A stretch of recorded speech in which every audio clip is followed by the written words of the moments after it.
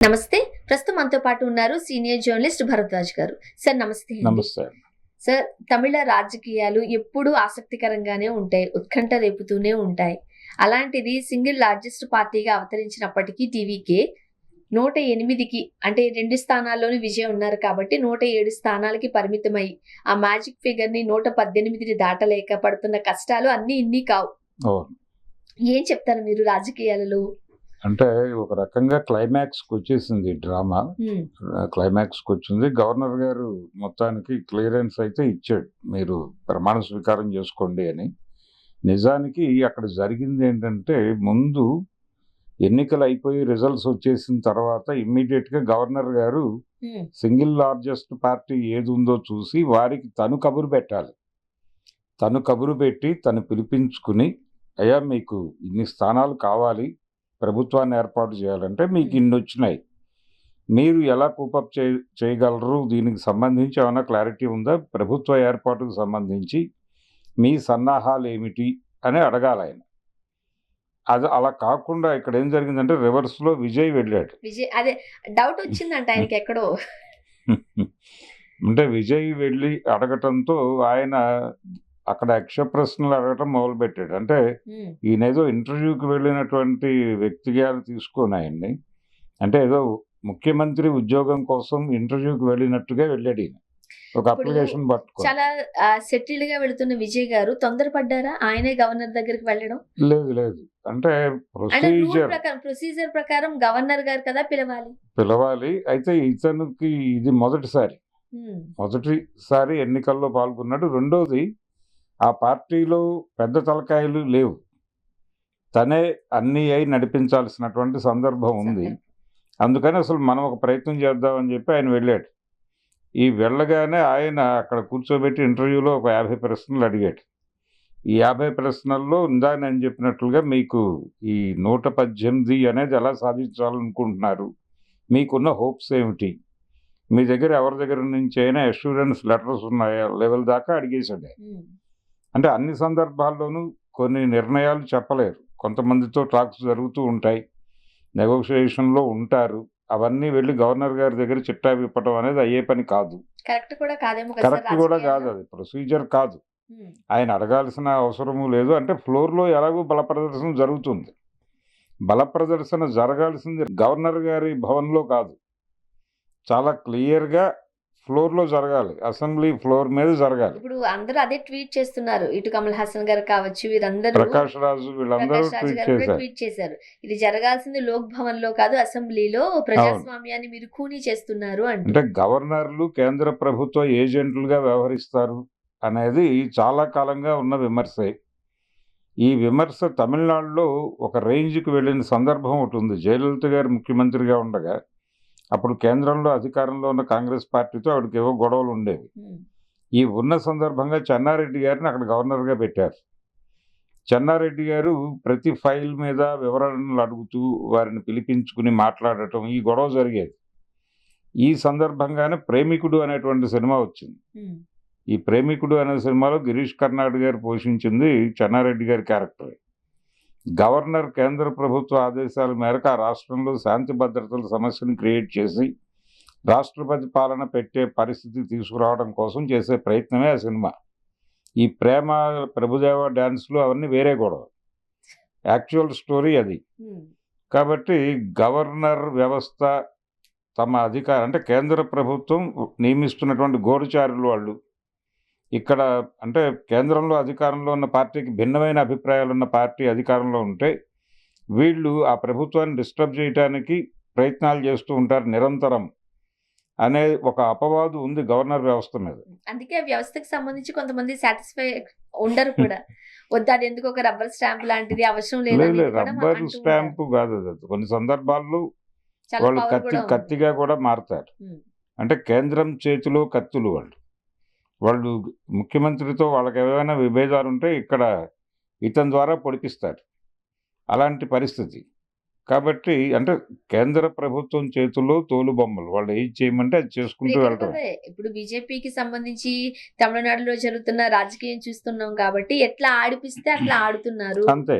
Governor Rajendra గారు అనేది విమర్శ. గవర్నర్ గారు ఏదో ఆయన సంతృప్తి కోసం ఆ ప్రశ్నలు అడిగాడు, ఇబ్బంది పెట్టాడు అనే కంటే కూడా కేంద్రం నుంచి క్లియరెన్స్ లేదు ఆయనకి. నిజానికి కేంద్రంలో అధికారంలో ఉన్నటువంటి ఎన్డీఏ ప్రభుత్వాన్ని నడిపిస్తున్న భారతీయ జనతా పార్టీకి తమిళనాడులో ఉన్నది ఒకటే, ఒక్క ఎమ్మెల్యే మాత్రమే గెలిచారు. వాళ్ళు ఉదకమండలం నుంచి భోజరాజన్ అనేటువంటి వ్యక్తి గెలిచాడు. ఒకవేళ ఆయన గనక వెళ్ళి నేను ముఖ్యమంత్రి అవ్వాలనుకుంటున్నాను, నాకు తగిన బలం ఉంది అని చెప్తే యాక్సెప్ట్ చేసి ఉండేవాడేమో ఆయన గవర్నర్. యాక్సెప్ట్ చేసి ఈ మిగిలిన 117 మందిని డిఎంకే నుంచి ఏడిఎంకే నుంచి నేను సెంటర్ నుంచి ఫోన్ చేయించుకుని తెచ్చుకుంటానండి అంటే యాక్సెప్ట్ చేసి ఉండేవాడేమో. కానీ విజయ్ జెన్యూన్గా నాకు 108 ఉన్నాయి, కాంగ్రెస్ పార్టీ వాళ్ళు సపోర్ట్ చేస్తామని చెప్పారు. వాళ్ళ 5 వచ్చేసినాయి. అలాగే వీసీకే పార్టీ వాళ్ళు 2 స్థానాలతో మద్దతు ఇవ్వడానికి సిద్ధపడ్డారు. 7 వచ్చేసినాయి. సిపిఐ కూడా కొంత ఊగిసలాట్లో ఉంది. ఇప్పటి వరకు ఉన్న మనకండి మన వీడియో చేసేసరికి మాత్రం ఇటు సిపిఐ కావచ్చు, వీళ్ళు కూడా వీసీకే కావచ్చు, కాస్త ఓకే ఇంకా తప్పని పరిస్థితుల్లో అటువైపు మొగ్గు చూపే అవకాశాలు కూడా లేకపోలేదు అంటున్నారు. అంటే డిఎంకే మిత్రపక్షాలు ఇవన్నీ. కాంగ్రెస్ కూడా డిఎంకే మిత్రపక్షమే. అంటే నాతో మాట మాత్రం చెప్పకుండా అలా ఎలా నిర్ణయం తీసుకుంటారు మీరు అని స్టాలిన్ గారు కొంత కోప్పడ్డారు వాళ్ళని. అయితే కాంగ్రెస్ పార్టీ తెలివిగా ఏఐసిసి నుంచి ప్రకటన రాకుండా చూసుకుంది. అంటే ఏఐసిసి స్టాలిన్తో మాట్లాడే స్పేస్ ఉంచుకుని పిసిసి నుంచి ఆ ప్రకటన ఇప్పించి మా 5 ఎమ్మెల్యేలు మీతో ట్రావెల్ అవుతారు అని చెప్పారు. ఆయనకి లెటర్ ఇష్యూ చేశారు. అయితే వాళ్ళు అడిగిన అష్యూరెన్స్ ఏంటంటే మతోన్మాద శక్తులతో మీరు ట్రావెల్ అవ్వను అని మాకు హామీ ఇస్తే మేము మీకు మద్దతు ఇవ్వడానికి సిద్ధంగా ఉన్నామని లెటర్లో చెప్పారు వాళ్ళు. కాబట్టి ఆ మేరకు అష్యూరెన్స్ ఇవ్వడానికి ఈయన సిద్ధపడ్డాడు. అయిపోయింది. నెక్స్ట్ రావాల్సింది సిపిఐ సిపిఎంలో వచ్చేస్తే క్లోజ్ అయిపోతుంది అకౌంట్, దాదాపుగా ఫుల్ఫిల్ అయిపోతుంది. ఇది డిఎంకేకి సంబంధించినటువంటి మిత్రపక్షాల సమావేశం ఒకటి ఉంది. ఈ సమావేశం అయిపోగానే వీళ్ళందరూ వస్తారు. ఒకవేళ అంటే ఉన్న వార్తలను బట్టి మనం వార్తల్లో చూస్తున్న దాన్ని బట్టి ఇలాంటి క్రిటికల్ సిచ్యువేషన్ లో డిఎంకే డిఎంకే కలిసిపోబోతున్నాయని ఒక వార్త నిన్నంతా ప్రచారం చేశారు. దానిలో ఏమాత్రము వాస్తవం లేదని స్టాలిన్ గారే ఓపెన్ గా చెప్పారు. ఇప్పుడు చెప్పారు మనకి ఇంతకు ముందు వచ్చిన వార్తది. కానీ ఒకవేళ అదే నిజం అనుకుంటే, ఫర్ ఎగ్జాంపుల్ అనుకుంటే, ఇప్పుడు డిఎంకేకి అగేనెస్టే కదా డిఎంకే వచ్చింది, వీళ్ళిద్దరూ కలిసిపోతే ఇంకా రాజకీయాలు మనం ఎలా చూడాలంటారు? అంటే ఇప్పుడు ఎంజీఆర్ లేడు, కరుణానిధి లేడు. కాబట్టి కరుణానిధి గారు బహిష్కరించిన తర్వాత కదా ఎంజీఆర్ గారు బయటికి వెళ్ళి ఆ పార్టీ పెట్టుకుంది. కనుక ఇప్పుడు వాళ్ళిద్దరూ లేరు కాబట్టి జయలలిత గారు కూడా లేరు. సో పెద్ద ఇబ్బంది ఏం లేదు. మనం కలిసిపోయినా అనుకోవడానికి పెద్ద అవకాశం. అంటే వీళ్ళిద్దరూ గతంలో కాంగ్రెస్తోనూ ట్రావెల్ అయ్యారు, బీజేపీతో కూడా ట్రావెల్ అయిన చరిత్రలు ఉన్నాయి. కనుక ఎవరు గొప్పవాళ్ళు, ఎవరో ఒక విలువలకి కట్టుబడ్డారు. ఈ గొడవలు ఏవి లేవు రాజకీయాల్లో. అంటే ఉపయోగపడుతుంది అనుకుంటే జరగచ్చు. కానీ ప్రస్తుతం ఈ 2 పార్టీల మధ్య ఒక గొడవ ఉంది. ఎందుకంటే ఏడీఎంకే బీజేపీతో ఉంది. బీజేపీ వెనక నుంచి నడిపిస్తోంది అనే విషయం ప్రపంచంలో అందరికీ తెలుసు. ఇప్పుడు దాంతో ట్రావెల్ అవ్వటం, ఎవరైతే తన్ని బద్దలు కొట్టాలని ట్రై చేశారో వాళ్ళతో పొత్తు కలవటం అనేది స్టాలిన్తో అయ్యే పని కాదు. అందుకని దూరం మెయింటైన్ చేస్తున్నాడు. అంతేనా, లేకపోతే ఉదయనిధి స్టాలిన్ ఫ్యూచర్ ఆయన గట్టిగానే ఆలోచించారా ఫ్యూచర్ లో? ఎందుకంటే వీళ్ళిద్దరూ రైవలరీ పార్టీస్ కలిసిపోతే రేపు ఉన్న రోజున అంటే కేవలం పదవీకాంక్ష కోసం ఈ కలిసిపోతే తమిళ ప్రజలు నెక్స్ట్ ఎలక్షన్స్ వచ్చేసరికి విజయ్ గారికి పట్టు ఎట్లా ఉంటుందో చూడాలి కదా. అంటే విజయ్ ఆల్రెడీ ఆల్టర్నేటివ్ గా ఎమర్జ్ అయిపోయాడు. తమిళ రాజకీయాల్లో 2 పార్టీలు ఉంటాయి.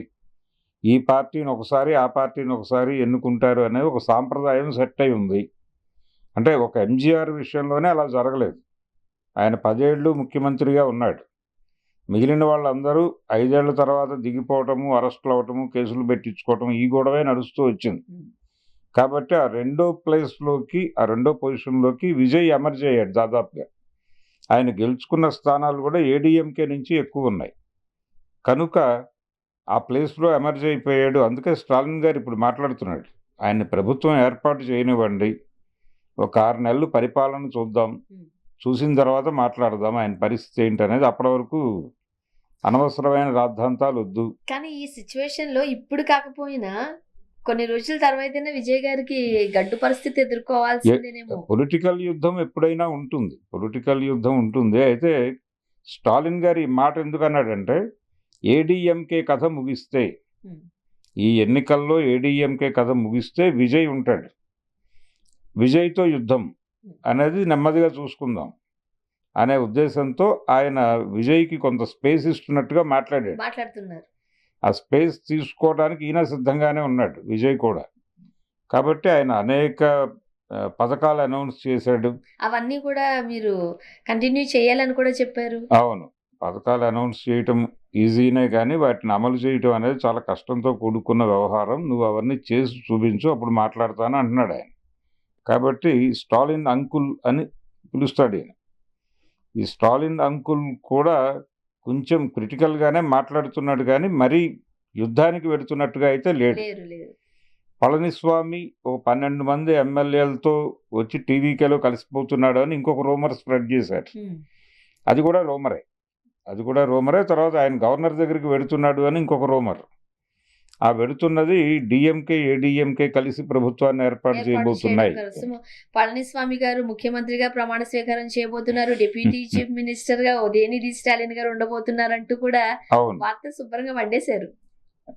రకరకాల వార్తలు ఉండారు. దానిలో విజయ్ వైపు నుంచి కూడా, విజయ్ ఫ్యామిలీ వైపు నుంచి త్రిష గారు, ఆవిడ తిరుచి నుంచి పోటీ చేయబోతున్నారు. ఆవిడ క్యాబినెట్ లో స్థానము, డిప్యూటీ కంటే కూడా హోమ్ మినిస్టర్, ఇలాంటివి చెబుతూ ఒక వెర్షను. రెండోది ప్రభుత్వ సలహాదారుగా నియమించబోతున్నారు అనేది ఇంకొక వెర్షను. ఈ రెండిటితో పాటు ఆయన డివోర్స్ వ్యవహారం నడుస్తున్నటువంటి సంగీత గారు, ఆవిడ తిరిగి వచ్చేస్తున్నాను అని ప్రకటించి త్రిష రెండో భార్యగా ఉన్నా నాకు అభ్యంతరం లేదు అన్నారు అని కూడా ఒక వార్తని మార్కెట్లో పెట్టేశారు. అంటే గవర్నర్ గారు ఎప్పుడైతే ఈయనకి ప్రాపర్ రిసెప్షన్ ఇవ్వలేదో, ఇమ్మీడియట్గా తమిళనాడు నుంచి ఎన్ని వార్తలు ఉండొచ్చో అన్ని వార్తలు వండారు. అయితే ఈ వండిన వార్తల్లో మెజారిటీ తమిళ రాజకీయాల్లో కన్ఫ్యూజన్ని క్రియేట్ చేయడం కోసం వాంటెడ్గా క్రియేట్ చేసినవి చాలా ఎక్కువ. అందులో ఒకటి, డిఎంకే ఏడీఎంకే కలిసి గవర్నర్ దగ్గరికి వెళ్ళబోతున్నారు. 120 స్థానాలు ఉన్నాయి వాళ్ళ దగ్గర. అంటే మిత్రపక్షాలతో కలుపుకుంటే 120 వాళ్ళు అక్కడ పెట్టగలరు, పని అయిపోతుంది అనే పద్ధతిలో వండి వార్చిన వార్త. విజయ్ పని అయిపోయింది, విజయ్ వెనక్కి వచ్చేస్తున్నాడు అనే వార్త. ఇవన్నీ వాంటెడ్గానే ఒక సెట్ ఆఫ్ మీడియా, అంటే భారతీయ జనతా పార్టీతో సన్నిహిత సంబంధాలు ఉన్న మీడియా నుంచే వచ్చినాయి. కాబట్టి వాంటెడ్గా వాళ్ళు ఒక కన్ఫ్యూజన్ని క్రియేట్ చేయాలనుకున్నారు.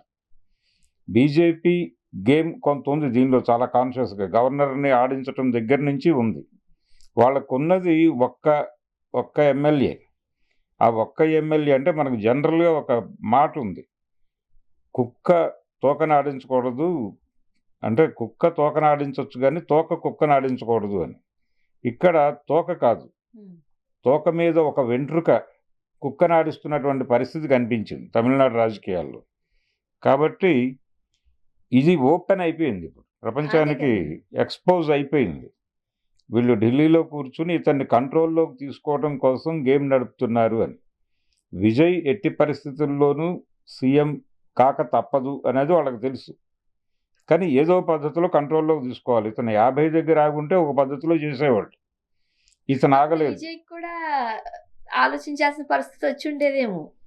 అంటే అప్పుడు వేరు, అప్పుడు సీన్ ఎలా జరిగేది అనేది వేరే గొడవ. తను అప్పుడు యాక్సెప్ట్ చేసాడు. అయితే తనకు ఒక ప్రాబ్లం ఉంది, అతను ఎందుకు బీజేపీతో ట్రావెల్ అవ్వడానికి హెసిటేట్ చేస్తున్నాడు అనేది ఒక ఇష్యూ ఉంది ఇప్పుడు. అంటే తమిళ రాజకీయాల్లో సెంటిమెంటల్గా వాళ్ళు దూరం పెడుతున్నారు. ద్రవిడ రాజకీయాలకి, రాముడి రాజకీయాలకి గొడవలు ఉన్నాయి. అందుకని బీజేపీ కేవలం బీజేపీగా చూడటం కుదరదు. సో వాళ్ళతో ప్రయాణిస్తే ఇక్కడ తన బేస్ దెబ్బతింటుంది అనే భయం ఉంది అతనికి. అందుకని కాంగ్రెస్ వైపు మొగ్గు చూపాడు. కాంగ్రెస్ వైపు మొగ్గు చూపించాడు అనేది వాళ్ళకి ఇబ్బంది. అందుకని డిస్టర్బ్ చేయాలని అనుకున్నారు వాంటెడ్గా. సో ఈ గందరగోళం మధ్య, అంటే ఇతను మరో డిఎంకే అవుతాడు అనేది వాళ్ళ ఫీలింగ్. ఇప్పుడు అదే జరిగింది. ఇప్పుడు ఫైనల్గా అదే జరుగుతోంది. జరగబోతోంది. సో ఆపరేషన్ తమిళనాడు అనేది ఒక బిగ్ ఫెయిల్యూర్ కింద మిగిలింది వాళ్ళకి. విజయ్ నడక ఎలా ఉంటుంది అనేది చూడాలి. అంటే ఆయన స్టాలిన్ 6 నెలలు టైం ఇచ్చాడు. నెల 2 నెలల్లోనే క్లియర్ అయిపోతుంది ఈయన ఏమిటి అనేది. కాబట్టి ఈ 2 నెలలు కీలకం. ఈ 2 వారాలు ఆయన ఇంకా టైం అడిగాడు. ఏది బల ప్రదర్శన అది ఈజీగానే వెళ్ళిపోతాడు. అది పెద్ద కష్టమేం కాదు అతనికి. అంటే 3 నుంచి 4 వస్తే సరిపోతుంది లెక్క. ఆ మేరకు కూపప్ చేయగలడు అతను. ఆల్రెడీ డిఎంకే నుంచి ఒక 5గురు ఉత్తరాలు పట్టుకుని రెడీగా ఉన్నారు అని కూడా ఒక మాట వినిపిస్తోంది. అండ్ ఇదన్నీ కూడా స్టాలిన్ గారికి తెలిసే కావాలనే ఆయన కాస్త పట్టుబిడుపుగా ఉన్నారు, వదులుతున్నారు అనేది కూడా అవును చూస్తున్నాం. లేదు ఆయన కావాలనే. అవును ఆయన టార్గెట్ ఏడీఎంకే వెళ్ళిపోయి మళ్ళీ 2 పార్టీల వ్యవస్థే రావాలి. ఆ 2 పార్టీల వ్యవస్థ వస్తే యుద్ధం ఇద్దరి మధ్య ఉంటే తనకు ఒకసారి ఛాన్స్ వస్తుంది. అందుకని ఇది త్రిముఖ పోటీ ఉండకూడదు అనుకుంటున్నాడు ఆయన. ఈ త్రిముఖ పోటీ నుంచి ఒకళ్ళని ఎలిమినేట్ చేయాలి. ఆ ఎలిమినేట్ చేయాల్సిన పార్టీ ఏడీఎంకే అయితే బాగుంటుంది. చాలామంది ఎన్నికలకు ముందు నుంచి మాట్లాడుతున్న మాట ఈ ఎన్నికల్లో ఏడీఎంకేకి ఎండ్ కార్డు పడుతుంది అని. 72లో మొదలైన ప్రయాణం 26తో ముగుస్తుంది అని చాలా బలంగా చాలామంది మాట్లాడారు. కానీ ఇప్పటికీ వాళ్ళకి కొంత బ్రీతింగ్ స్పేస్ ఉంది అక్కడ. మంచిగానే వచ్చాయి కదా సార్ వాళ్ళకి. అవును 50 వచ్చారు కాబట్టి కంఫర్టబుల్గా వాళ్ళు నడపగలరు ఇంకొంతకాలం ఆ పార్టీని అనేది అర్థమైపోయింది. కానీ ఇప్పుడు విజయ్ని ఎంకరేజ్ చేయటం ద్వారా వాళ్ళని వచ్చే ఎన్నికల్లో మరింత ఇబ్బంది పెట్టాలనేది వ్యూహం స్టాలిన్ది. చూడాలి అది వర్కౌట్ అయ్యేలాగానే కనిపిస్తోంది. అంటే ఇప్పుడు ఎలాగూ మింగేస్తారు కొంత, వాళ్ళని వీళ్ళని ఇటు నుంచి అటు కలిపేసి టీవీకేలో కొంతమంది వస్తారు. రావడం ద్వారా అది బలహీన పడుతుంది. లేదు టీవీకేని బీజేపీ బతకనిస్తుందా అనే గొడవ కూడా ఉంది. అంటే దానిలో నుంచి కొంతమందిని చీల్చి ఒక తిరుగుబాటు. అంటే గతంలో చాలా అనుభవాలు ఉన్నాయి కదా మనకి. ఎన్టీ రామారావు గారి దగ్గర నుంచి మొదలుపెట్టి ఎన్టీ రామారావు గారిని ముఖ్యమంత్రి పదవిలో నుంచి తొలగించడం కోసం నాదెండ్ల భాస్కర్రావు అనే ప్రయోగాన్ని చాలా కాన్షియస్గా కేంద్రం నుంచి ఆర్గనైజ్ చేసి ఆఖరి నిమిషంలో సీన్లో నుంచి తప్పుకుంది కాంగ్రెస్. అంటే వైఎస్ రాజశేఖర రెడ్డి గారు ఆఖరి నిమిషంలో వెళ్ళి గవర్నర్ని కలిసి మేం మద్దతు ఇవ్వడం లేదు అని చెప్పాడు. ఈయనకి ఏం చేయాలో అర్థం కాలేదు. అయిపోయింది మన సినిమా అని డిసైడ్ అయిపోయాడు నాదెండ్ల భాస్కర్రావు. అలా కాంగ్రెస్ పార్టీ ఒక రకంగా ఆయనకు వెన్నుపోటు పొడిచింది. ఆయన రామారావుకి వెన్నుపోటు పొడిస్తే కాంగ్రెస్ పార్టీ నాదెండ్లకు వెన్నుపోటు పొడిచింది. అప్పట్లో అంటే ఫ్యామిలీకి సంబంధించిన కలహాలు కావచ్చు, ఇబ్బందులు కావచ్చు, మనం అక్కడ చూసాం. అండ్ ఇక్కడ విజయ్ గారి విషయంలోకి వచ్చేసరికి ఒక పర్ఫెక్ట్ నంబర్ ఉంది ఆయనకి. ఆ నంబర్ అంటే ఆ రోజున కూడా నాదెండ్ల భాస్కర్రావు గారు గవర్నర్ గారు ఇలా వ్యవహరించాల. ఈయన సంతకాలు సేకరించిన ఉత్తరాలు కూడా తీసుకుని వెళ్ళాడు విజయ్. ఆయన జస్ట్ తను రాసుకున్న పేర్లు పట్టుకుని వెళ్ళాడు. ఇంతమంది నాతో ఉన్నారు, నేను ప్రమాణ స్వీకారం చేయాలనుకుంటున్నాను, రేపు పొద్దున వచ్చి చేసుకోండి హాయిగా అన్నాడు ఆయన. రామ్లాల్ చేసుకున్నాడు వెళ్ళి. బల ప్రదర్శనకి టైం ఇచ్చారు, ఈయన దగ్గర ఎవరూ లేరు. అవతల రామారావు గారు వాళ్ళందరినీ తీసుకెళ్ళి రాష్ట్రపతి భవన్ దగ్గర పెరేడ్ పెట్టాడు. దాంతో ఇక్కడ సీన్ అయిపోయింది. ఈ లోపల కాంగ్రెస్ వాళ్ళు కూడా మాకు సంబంధం లేని గొడవ ఇది అన్నారు. అలా క్లోజ్ అయిపోయింది ఆ గొడవ. కాబట్టి గవర్నర్ అప్పుడు కూడా ఆయన్ని రావణ్లాల్ అని పిలిచారు. రామ్లాల్ ఆయన పేరు. నీ పేరు రామ్లాలే కానీ నువ్వు రావణ్లాల్లా వ్యవహరించావు అని తిట్టారు ఆయన్ని. తర్వాత శంకర్ దయాళ్ శర్మ వచ్చాడు ఆయన ప్లేస్లో. ఆయన వచ్చిన తర్వాత రామారావు గారి ప్రమాణ స్వీకారం జరిగింది ఇక్కడ. కనుక గవర్నర్ వ్యవస్థ గందరగోళం చేయటం, గవర్నర్ ఎప్పుడైతే ఓవర్ ప్లే చేయటం మొదలుపెట్టాడో ఇమ్మీడియట్గా స్టాలిన్కి సీన్ అర్థమై నెమ్మదిగా ఇప్పుడు ఆయన కమల్ హాసన్ కూడా ఆ కాంపౌండ్ మనిషి, డిఎంకేతోనే ఉన్నాడు ఆయన. అలాగే రజనీకాంత్ వెళ్ళి స్టాలిన్ని కలవటం, అంటే రజనీకాంత్ వెళ్ళి స్టాలిన్ని కలవటం మీద ఒక స్పెక్యులేషన్ ఉంది. బీజేపీ ఆడించిన నాటకం అని.